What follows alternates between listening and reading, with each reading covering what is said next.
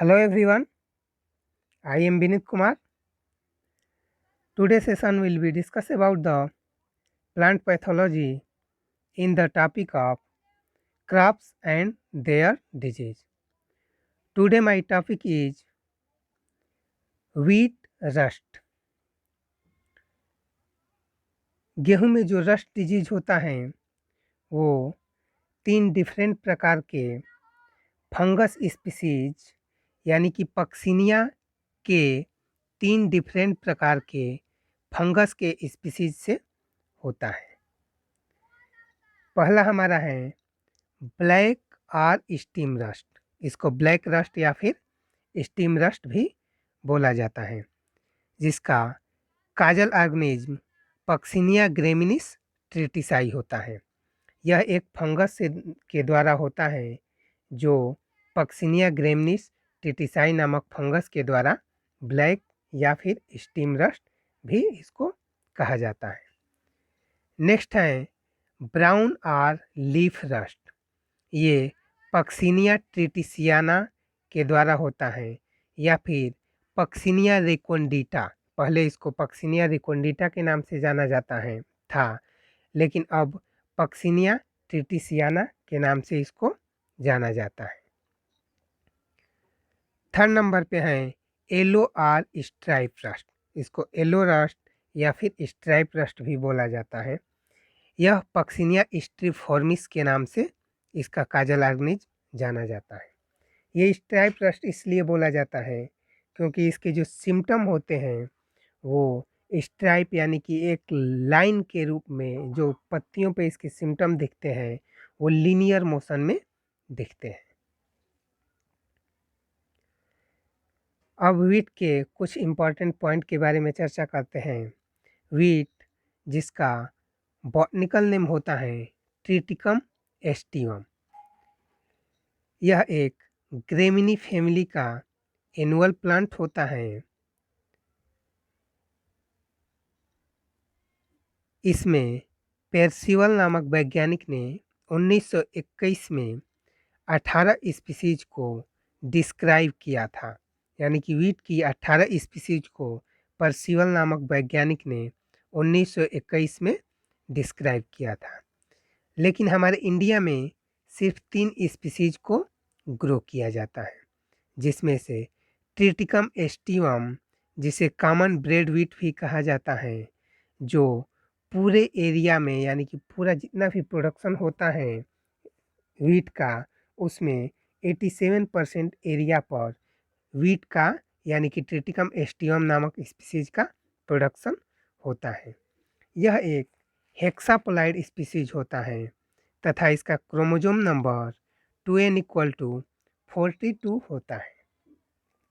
इसे सर्वप्रथम बोर्लाग नामक साइंटिस्ट ने मैक्सिको से इंडिया में इंट्रोड्यूस किया था तथा इसे अधिकतम चपाती या फिर बेकरी प्रोडक्ट्स बनाने में इस्तेमाल किया जाता है। सेकेंड नंबर पे है ट्रिटिकम ड्यूरम, जिसे मैक्रोनी या फिर ड्यूरम वीट भी कहा जाता है, और यह पूरे टोटल एरिया में जितने भी वीट की ग्रोइंग होती हैं 12% एरिया को कवर किए हुए हैं। यह एक टेट्रापोलाइड स्पीसीज होता है जिसका क्रोमोसोम नंबर 2n = 28 होता है। थर्ड नंबर पे है ट्रिटिकम डाइकोकम, इसे ईमर वीट भी कहा जाता है। इसका टोटल जो एरिया है वो सिर्फ 1% है और यह भी एक टेट्रापोलाइड स्पीसीज है और जिसका क्रोमोसोम नंबर 2n = 28 होता है और इसे साउथ इंडियन डिश उपमा बनाने में इस्तेमाल किया जाता है। गेहूं में 8 से 15% प्रोटीन, 65 से 70% कार्बोहाइड्रेट तथा 1.5% तक फैट पाई जाती है। इसका सेलिंग परसेंट होता है 60% तथा हार्वेस्ट इंडेक्स होता है 40 से 45%।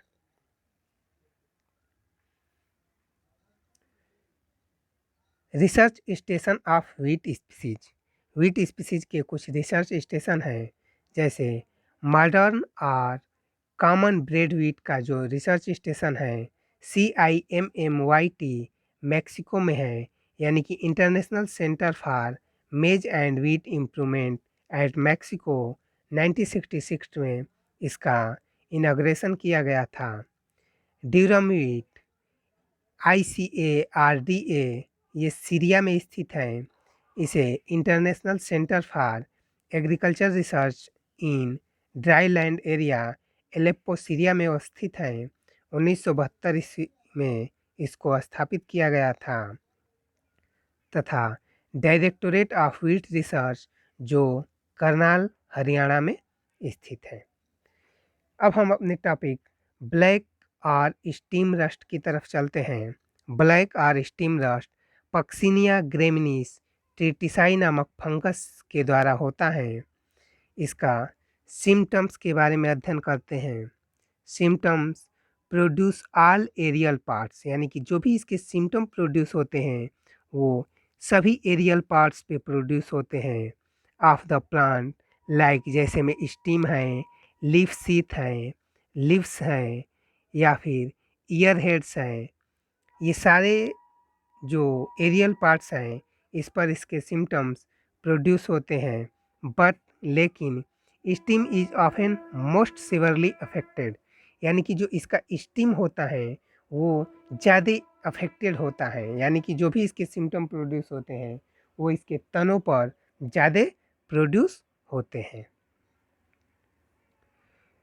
यूरेडियल pustules of black rust are oval to spindle shape, यानी कि इसके जो पुस्टुल्स होते हैं, पुस्टुल्स यानी कि जो स्मॉल ब्लिस्टर लाइक एलिवेशन होता है एपिडर्मिस पे, वही होता है पुस्टुल। यानी कि जो हमारे धब्बे बनते हैं, यूरिडिया के जो धब्बे बनते हैं वो क्या होते हैं, ओवल से लेकर स्पाइंडल शेप में बनते हैं और डार्क रेडिश ब्राउन कलर लिए हुए होते हैं। डार्क रेडिश ब्राउन या फिर रस्ट कलर के होते हैं। Pustules are dusty in appearance due to the vast number of spore produce, यानी कि जो भी इसके जो धब्बे बनते हैं, यूरिडिया के जो धब्बा बनता है वो ज़्यादा नंबर ऑफ, यानी कि जो बृहद स्पोर होता है, स्पोर की संख्या बहुत ज़्यादा होती है, इसलिए ये डस्टी अपीयरेंस की तरह दिखाई देते हैं। रस्ट स्प्रेड्स फास्ट, यानी कि जो इसके रस्ट होते हैं वो बहुत तेज़ी से फैलते हैं। कब तेज़ी से फैलते हैं, relatively warmer and humid condition, अगर गर्म और नम वाला मौसम होता है, यानी कंडीशन जब नम और गर्म होता है उस समय ये बहुत तेज़ी से फैलते हैं। कलर ऑफ द पुस्टुल्स, यानी कि जो भी इसके कलर होते हैं वो चेंज होकर रस्ट कलर से ब्लैक एज टेलियोस्पोर प्रोडक्शन प्रोग्रेस, यानी कि रस्ट कलर से ब्लैक कलर में चेंज हो जाते हैं जब टेलियोस्पोर का प्रोडक्शन होता है। यानी कि जब टेलियोस्पोर का प्रोडक्शन तेज़ी से होने लगता है तो जो इसके रस्ट कलर होते हैं वो चेंज होकर ब्लैक कलर के सिम्टम्स में परिवर्तित हो जाते हैं। इसे किलर डिजीज के नाम से भी जाना जाता है, क्योंकि ये वीट के प्लांट को, यानी जो हमारा गेहूं का पौधा होता है, इसको पूरी तरह से किल कर देता है। यह लेट अपीयरेंस होता है, इसीलिए इसको इस फसल से, यानी कि इस जो हमारा सिम्टम्स होता है, इस जो ये ब्लैक या स्टीम रस्ट होता है, ये ज़्यादा लेट से आता है, इसलिए इसमें जो हमारा डैमेज होता है वो अदर रस्ट की अपेक्षा इसमें डैमेज बहुत कम होता है। ये हमारा स्टीम रस्ट का सिम्टम है या फिर ब्लैक रस्ट का सिम्टम है, पक्सिनिया ग्रेमिनीस ट्रिटिसाई के द्वारा होता है। ये देखिए इसके स्टीम पर ये येलो कलर के पुस्टुल्स या फिर रेडिश ब्राउन कलर के पुस्टुल्स दिखाई दे रहे हैं, जो अंत में इधर आकर धीरे धीरे ब्लैक कलर में परिवर्तित होना शुरू हो गए हैं। यहाँ पर इसके सिम्टम्स को देखा जा सकता है पूरी तरह से साफ तौर पे। ये हमारा होता है स्टीम या फिर ब्लैक रस्ट। अब हमारा सेकेंड जो है ब्राउन और लीफ रस्ट। इसको ब्राउन रस्ट जैसे नाम से ही समझ में आता है कि जो भी इसके सिम्टम होते हैं वो ब्राउन कलर के होंगे। और लीफ रस्ट भी इसको बोला जाता है, इसलिए इसके जो सिम्टम्स प्रोड्यूस होंगे वो लीफ पे प्रोड्यूस होंगे, जो कि पक्सिनिया रेकोंडिटा ट्रिटिसाई नामक फंगस के द्वारा होता है। इसके सिम्टम्स के बारे में अध्ययन करते हैं। Common site for the symptoms on leaf blades, यानी कि जो भी इसके कॉमन साइट्स होते हैं सिम्टम्स के वो लीफ ब्लेड्स होते हैं, यानी कि लीफ के ब्लेड यानी कि जो ऊपरी लीफ होती हैं उस पर वो इसके सिम्टम्स प्रोड्यूस होते हैं। यह स्मॉल, राउंड या फिर ओवल शेप के होते हैं। जो इसके यूरिडियल पुस्टुल्स होते हैं of brown rust mainly on leaves, ये अधिकतर पत्तियों पे होते हैं। लेकिन कुछ सीवियर कंडीशन में, यानी कि जब कंडीशन बहुत ज़्यादा बुरी होती हैं तब ये शीथ या फिर स्टीम पर भी दिखाई देते हैं। यानी कि जो लीफ का शीथ होता है निचला पोर्शन, यानी कि जो बेसल पार्ट होता है उस पर, या फिर बेसल पार्ट का जो लीफ होता है यानी कि जो सबसे नीचे होता है बेसल पार्ट, यानी कि जहाँ वो लीफ लगा होता है वहाँ पे, और फिर स्टीम पे भी इसके सिम्टम देखने को मिलता है। लीफ शीथ का अगर डिफिनीशन देना चाहें तो हम दे सकते हैं basal part of a leaf that is inner circle of the stem, यानी कि जो होता है हमारा इनर सर्किल स्टीम के, जो इनर सर्किल चारों तरफ से लगा होता है वो होता है हमारा बेसल पार्ट लीफ का। Uredial pustules are bright orange in colour, यानी कि जो भी इसके पुस्टुल्स होते हैं वो ब्राइट अरेंज कलर के होते हैं। दीज आर नेवर इन रो, ये कभी रो में नहीं होते, यानी कि ये कभी लाइन में नहीं होते हैं, लेकिन स्मॉल क्लस्टर लाइक्स में होते हैं, स्मॉल क्लस्टर्स के रूप में होते हैं।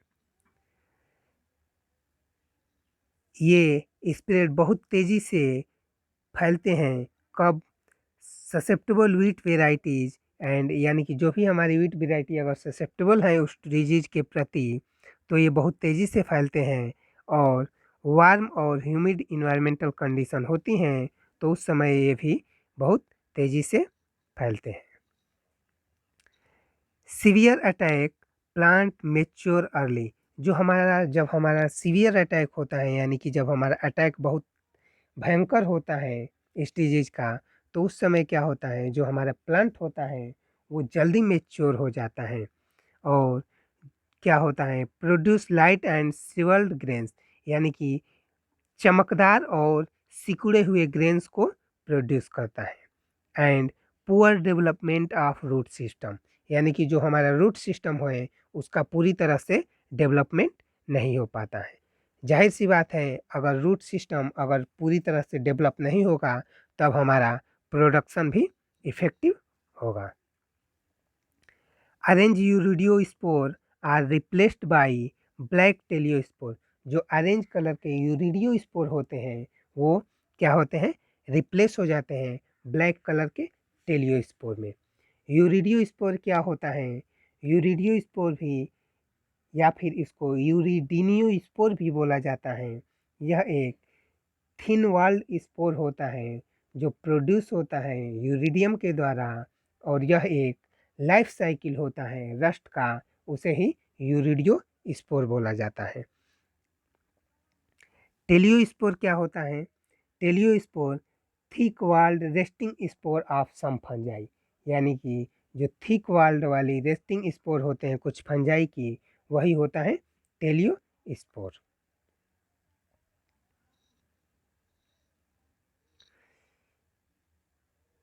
Most widespread and most damaging in our country, यानी कि ये ज़्यादा फैलता है हमारे कंट्री में और सबसे ज़्यादा नुकसान भी करता है। ये हमारा ब्राउन और लीफ रस्ट है। पक्सिनिया ग्रेमिनिस पक्सिनिया रेकोंडिडा ट्रिटिसाई के द्वारा फैलता है। इसके सिम्टम देखे जा सकते हैं, ब्राइट ऑरेंज कलर के सिम्टम हैं, या फिर यहाँ पर इसको सिम्टम्स को लीफ में दिखाई दे रहे हैं, पूरी लीफ के ऊपरी सतह पे, और इसका सिम्टम्स यहाँ पर भी देखे जा सकते हैं।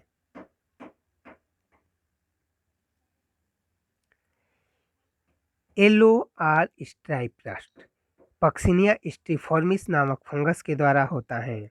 इसका symptoms mainly occurs on leaves, ये अधिकतर लीव्स पे अकर होता है। And severe attack appear on leaf sheath, जब सीवियर अटैक होता है तब जाके ये leaf sheath, stalk and glumes पे इसका अटैक होता है। ब्राइट येलो पुस्टूल्स, यानी कि जो भी इसका सिम्टम होता है वो ब्राइट येलो कलर का होता है। Appear on the leaves at early stage of the crop, ये ब्राइट येलो पुस्टूल्स अपीयर होते हैं लीव्स पे, यानी कि अर्ली स्टेज ऑफ क्रॉप, जब क्रॉप की अर्ली स्टेज होती है उस समय ब्राइट येलो कलर के पुस्टूल्स लीव्स पे अपीयर होते हैं। यूरिडियल पुस्टूल्स आर ओवल इन शेप, यानी कि जो भी इसके पुस्टूल्स होते हैं वो ओवल शेप के होते हैं। Lemon yellow pustules develop in row on leaf, यानी कि जो भी इसको स्ट्राइप रस्ट इसलिए भी बोला जाता है कि इसका जो लेमन येलो कलर के पुस्टूल्स होते हैं वो एक रो में होते हैं, रो यानी कि स्ट्राइप में होते हैं, लीफ के ऊपर या फिर लीफ सीथ के ऊपर और ग्लूम्स के ऊपर, यह एक रो में होते हैं। Pustules are arranged in linear row as stripes, यानी कि इसके जो पुस्टूल्स होते हैं वो लीनियर मोशन में अरेंज्ड होते हैं, जैसे स्ट्राइप्स की तरह लीनियर मोशन में अरेंज्ड होते हैं, यानी कि एक सीधी रेखा के रूप में अरेंज्ड होते हैं। Stripes are yellow to orange yellow, ये इसका जो स्ट्राइप्स होता है वो येलो से लेकर ऑरेंज येलो कलर का होता है। Teliospore are also arranged in long stripe, यानी कि जो इसका टेलियोस्पोर होता है वो अरेंज्ड होता है लॉन्ग स्ट्राइप्स के रूप में अरेंज्ड होता है। And are dull black in colour, और यह ब्लैक कलर के भी होते हैं। ये येलो स्ट्राइप रस्ट का सिम्टम है जो पक्सिनिया स्ट्रीफॉर्मिस के द्वारा फंगस के द्वारा होता है। ये देखिए इसके जो सिम्टम होते हैं वो लीनियर मोशन में अरेंज है, यानी कि जैसे देखने से ही आभास हो रहा है कि ये पूरे लीनियर मोशन में यानी कि स्ट्राइप्स के रूप में अरेंज होते हैं। ये जो हमारा सिम्टम्स हैं वो एक स्ट्राइप्स के रूप में अरेंज है। इसके जो सिम्टम होते हैं मेनली लीफ के ऊपर जो प्रोड्यूस होते हैं, इसलिए यहाँ पे लीफ का सिम्टम्स प्रोड्यूस किया गया है। इस जो भी इसका फिगर है उसमें साफ तौर पे देखा जा सकता है कि इसका जो रस्ट का सिम्टम है स्ट्राइप के रूप में हमारे लीफ के ऊपर दिखाई दे रहा है। Disease cycle, urediospore and dormant mycelium, जो भी इसका यूरिडियोस्पोर होता है या फिर जो डॉर्मेंट माइसिलियम होता है वो सर्वाइव कहाँ करता है स्टबल्स, यानी कि जो हमारे पहले से हमारे खेतों में जो घास फूस होते हैं वहाँ पे, एंड स्ट्राज यानी कि जो भूसे वगैरह होते हैं, and also on weed host, यानी कि जो हमारे खेत में खरपतवार उगे होते हैं यानी कि जो हमारे घास वगैरह होती हैं वहाँ पे, and self sown wheat crop, यानी कि पहले से जो खुद से वीट की क्रॉप उगी हुई होती हैं वहाँ पे ये इसका जो यूरिडियोस्पोर होता है या फिर जो डॉर्मेंट माइसिलियम होता है, डॉर्मेंट माइसिलियम होता है इनएक्टिव कंडीशन का जो माइसिलियम होता है वो वहाँ पे इनएक्टिव कंडीशन में, या फिर जो उसका ग्रो होता है ग्रोइंग होती है वह एक जो हमारे स्टबल्स होते हैं या फिर स्ट्रा होता है या फिर जो वीड होस्ट होते हैं या फिर जो पहले से खुद से उगी हुई वीट की क्रॉप होती हैं उस पर इसका जो डॉर्मेंट माइसिलियम होता है वो सरवाइव करता है। माइसिलियम क्या होता है? Mycelium is a vegetative part of fungus, mycelium एक वेजिटेटिव पार्ट होता है फंगस का, या फिर फंगल लाइक बैक्टीरियल कॉलोनी को भी माइसिलियम कहा जाता है।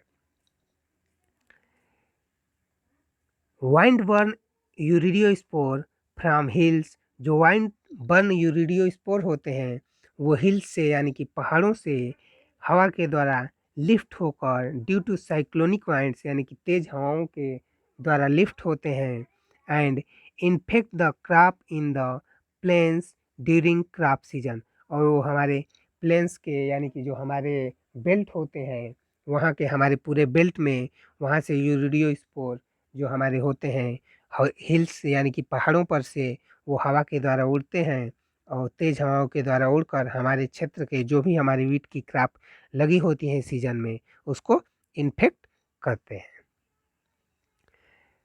Complete cycle from infection to the production of new spore यानी कि जो इसका साइकिल होता है इन्फेक्शन से लेकर और न्यू स्पोर प्रोड्यूस करने तक सिर्फ ये लिटिल 7 दिन का समय लगाता है। यानी कि जो हमारा इस रस्ट का सिम्टम्स होता है अगर इन्फेक्शन हो जाए तो 7 दिन में स्पोर के प्रोडक्शन द्वारा ये उस पर सिम्टम्स को प्रोड्यूस करने लगते हैं। Pathogen urediospore of rust pathogen are almost round यानी कि जो भी इसका यूरिडियोस्पोर होता है रस्ट पैथोजन का जो यूरिडियोस्पोर होता है पैथोजन पैथोजन क्या होता है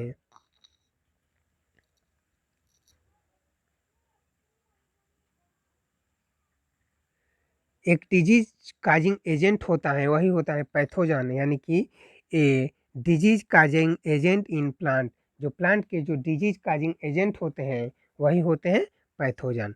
तो जो रस्ट के पैथोजन होते हैं डिजीज काजिंग एजेंट जो होते हैं वो क्या होते हैं ऑलमोस्ट राउंड राउंड कलर के होते हैं या फिर ओवल शेप के होते हैं और ब्राइट ऑरेंज कलर के होते हैं।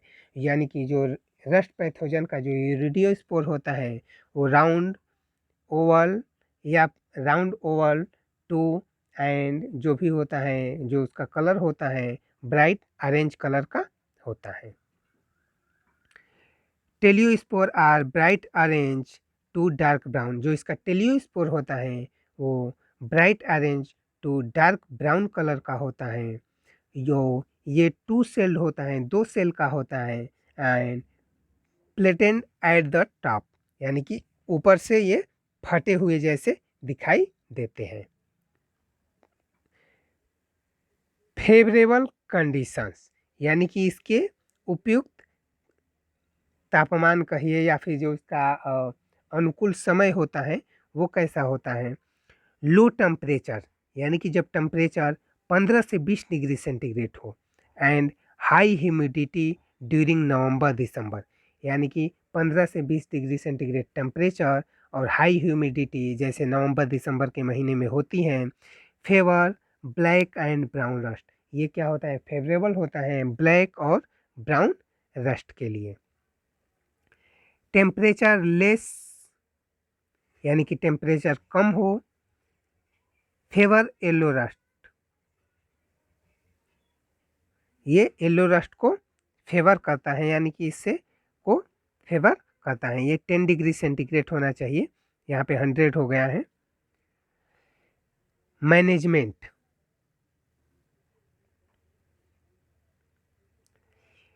Mixed cropping with suitable crop यानी कि हम मिक्स्ड क्रॉपिंग करते हैं तो सुटेबल क्रॉप्स के साथ तो वहाँ पर इसका जो प्रकोप है वो कम होता है।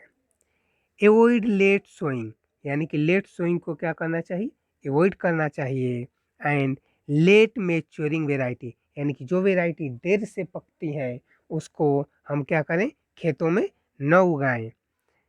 Late sown crop is more expose to rust damage यानी कि जो भी हमारा लेट सोन यानी कि लेट से जो बुआई करते हैं क्रॉप्स की वो ज़्यादा रस्ट डैमेज को एक्सपोज करती है।